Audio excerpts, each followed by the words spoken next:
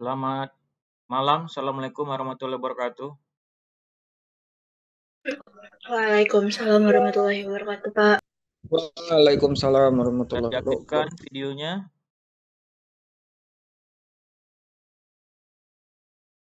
Videonya tolong diaktifkan ya. Oke, baik, ini merupakan pertemuan yang udah tertunda lama berarti ya.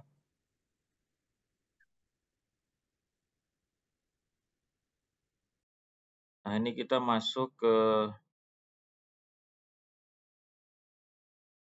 materi ya. PowerPoint-nya bisa terlihat?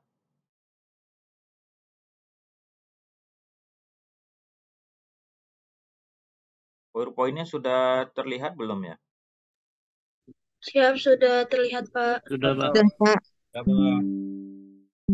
Oke, baik.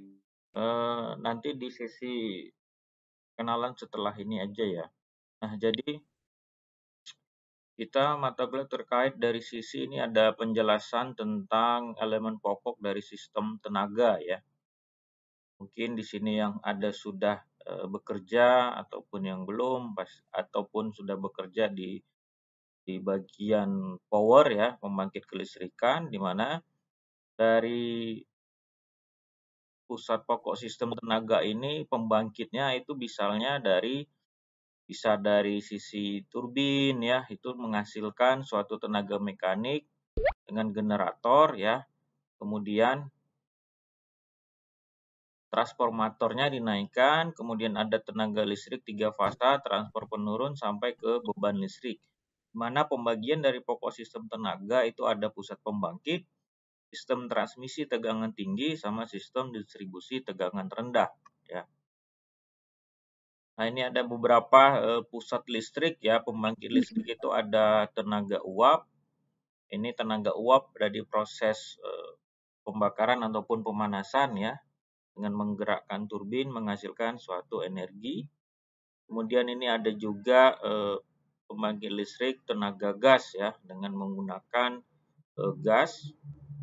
Kemudian ada pusat listrik tenaga nuklir ya, di mana prosesnya ada inti dari reaktor nuklir yang bergerak yang dilakukan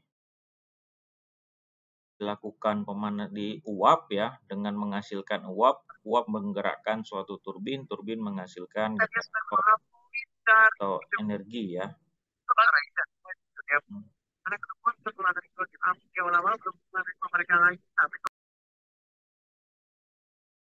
Kemudian, nah ini ada contoh dari diagram segaris ya, sistem tenaga listrik ya.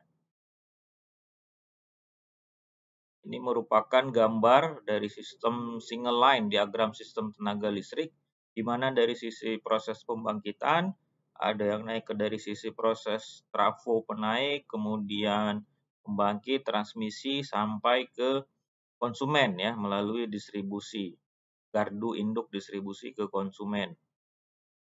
Ini merupakan gambar dari saluran transmisi ya dan distribusi ya, dari gardu induk kemudian sampai ke beban. Beban di sini adalah konsumen ya. Nah, di mana penjelasan dari gambar ini ya menjelaskan generator sinkron itu di pusat pembangkit biasanya itu menghasilkan tenaga listrik ya, dengan tegangan 6 sampai 20 kV, kemudian dengan bantuan dari sisi transformator. Ya, di mana tegangan tersebut dapat kita naikkan menjadi 150 sampai 500 kV.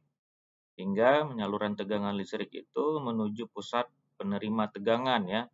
Stop transmisinya ada 70 kV, sehingga tegangan distribusi premiernya itu dapat kita turunkan menjadi tegangan rendah 220/300 volt yang akhirnya dapat diterima oleh konsumen ya.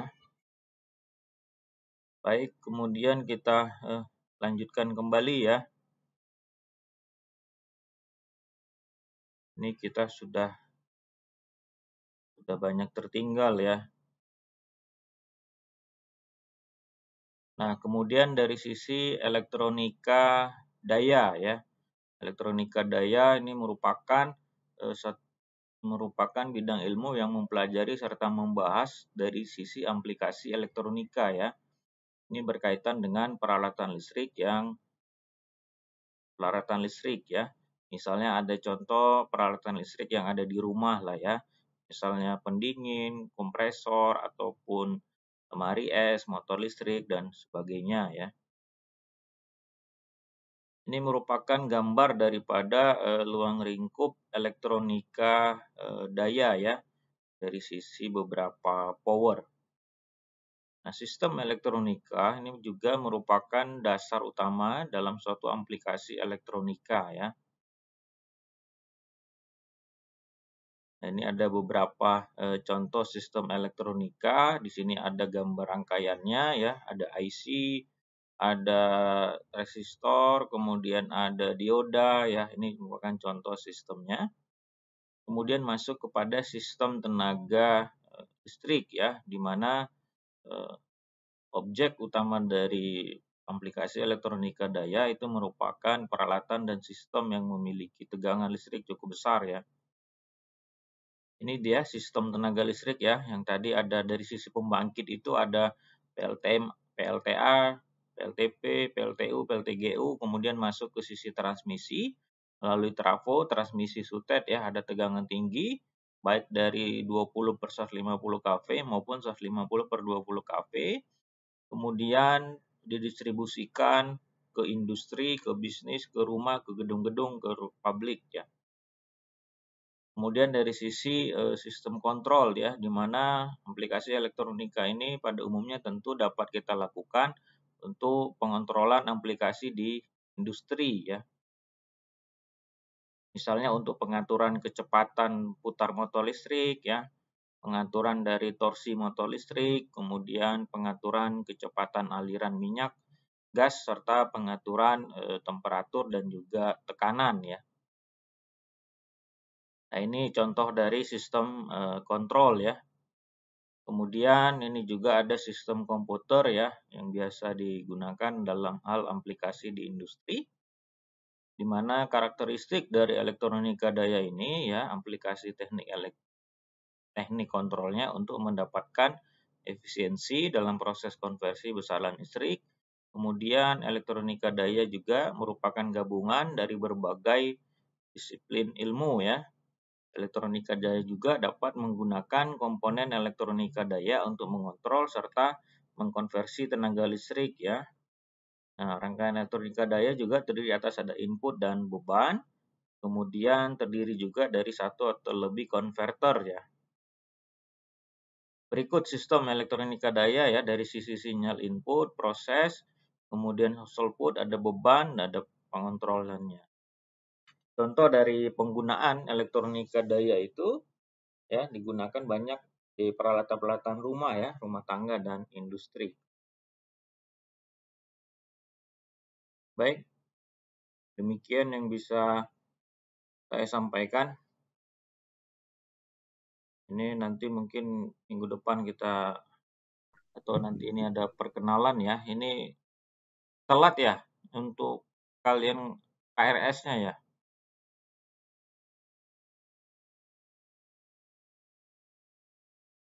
Baik. Iya, Pak. Selanjutnya silakan diaktifkan videonya ya. Saya mau ambil absensi record kita.